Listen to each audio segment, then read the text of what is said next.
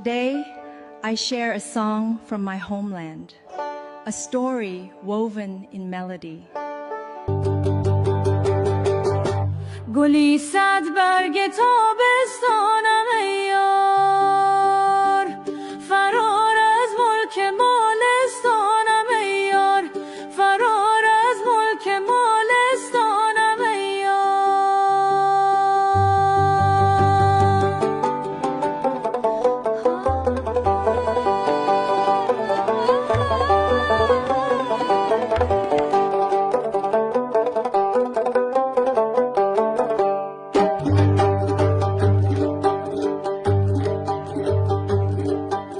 همان روزی که گشتم از وطن دور، خدا داند پریشان حالم ای یار، خدا داند پریشان حالم ای یار.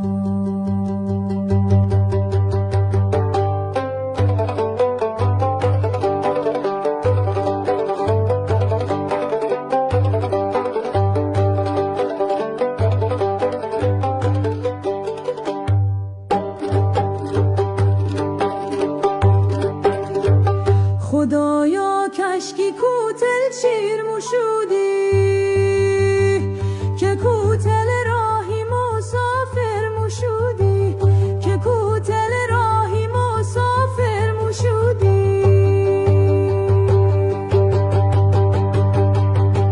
کوتل راهی مسافر چه باشد، مو از دید خو اول گیر موشودی، مو از دید خو اول گیر موشودی.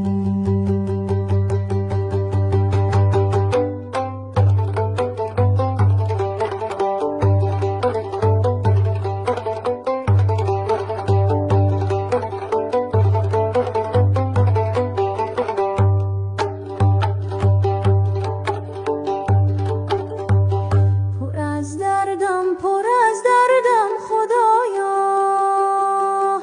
خزان و خسته و سردم خدایا، خزان و خسته و سردم خدایا.